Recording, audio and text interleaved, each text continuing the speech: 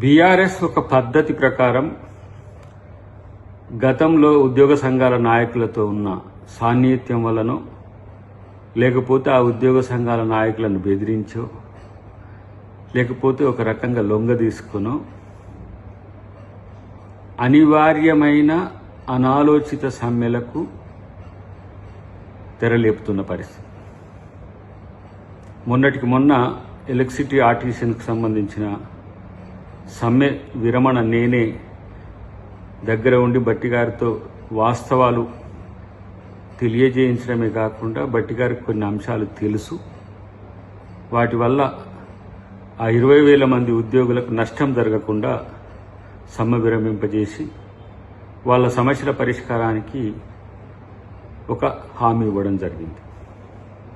అయితే అక్కడ ఎవరైతే ప్రధానమైన సంఘాలుగా పిలువబడేవన్నీ కూడా వాళ్ళను సమ్మెకు ఎగదోసి వాళ్ళు వెనుకకు పోవడం వల్ల ఆర్టిజన్స్ నష్టపోయే కాదు డిలీషన్కు మీన్స్ డిస్మిసల్కే దగ్గరికి వచ్చిన పరిస్థితుల్లో వాళ్ళని కాపాడుకోవడం జరిగింది ఉప ముఖ్యమంత్రి గారి యొక్క సహకారంతో.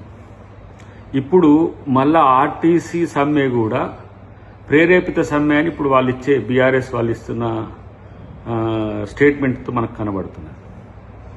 ఆ రోజు 40 రోజులు పైచిలుకు నిరసన జరిగితే సమ్మె జరిగితే ఆర్టీసీని పూర్తిగా ప్రైవేట్ పరం చేయాలి, ప్రభుత్వంతో డీలింక్ చేయాలనే ఆలోచన చేసినప్పుడు కాంగ్రెస్ నాయకులు, విపక్షాల నాయకుల్లో కమ్యూనిస్టులు, ఇతర ప్రజా సంఘాలను కలిసి ఆ రోజు వారికి మద్దతుగా నిలిపితే వాళ్ళ మెడ మీద ఉన్న కత్తిని పక్కకు తీసింది కేసీఆర్.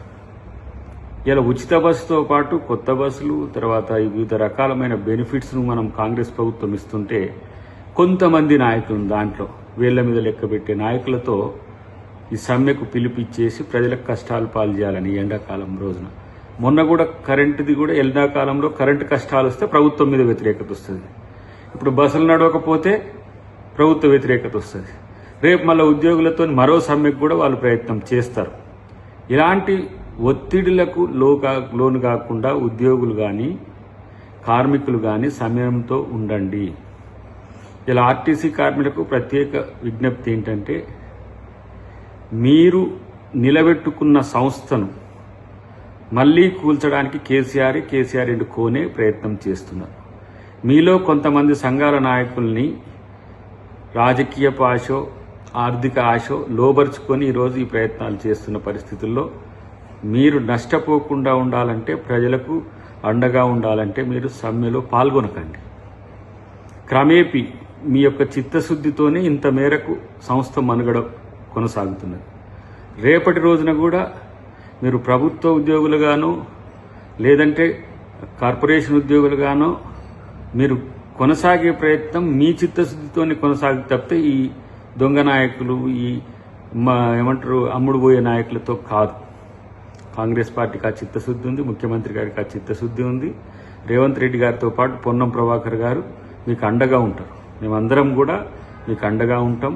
ఇలాంటి పిలుపులకు, వీళ్ళు ఇచ్చే రాంగ్ కాల్స్కు మీరు స్పందించకండి. రేపటి రోజున కూడా మళ్లీ ఉద్యోగులు కొంతమందిని రెచ్చగొట్టి వంతుల వారిగా ఇదొక పద్ధతి పెట్టుకున్నారు. కేసీఆర్ బయటికి రాడు కానీ ఇంట్లో కూర్చొని నల్లికుట్లో లెక్క కుట్రలు చేయడంలో మంచి నేర్పరి. కాబట్టి ఇవాళ ఏ విధంగా కాంగ్రెస్ ప్రభుత్వాన్ని, కాంగ్రెస్ పార్టీని అబాసుపాలు చేయాలని కుట్రలు చేస్తున్నాడో దాన్ని తిప్పికొట్టండి అని చెప్పి ఆర్టీసీ కార్మికులకి కాదు, ఉద్యోగ సంఘాల నాయకులకు కూడా వాళ్ళ మాయలో పడకండి, వాళ్ళ యొక్క మాటలు వినకండి. ఎందుకంటే ప్రభుత్వానికి మీరు వెన్నెముకగా ఉన్నారు. మిమ్మల్ని కాపాడుకునే పరిస్థితి ప్రభుత్వానికి ఉంటుంది. లక్షల కోట్లు అప్పులు చేసి ఇంట్లో వండుకొని మళ్ళీ అధికారం కొరకు మళ్ళీ లక్షల కోట్లు దోచుకోవడానికి వాళ్ళు చేసే ప్రయత్నానికి మీరు సహకరించకండి అని చెప్పి నేను తెలియజేస్తున్నాను.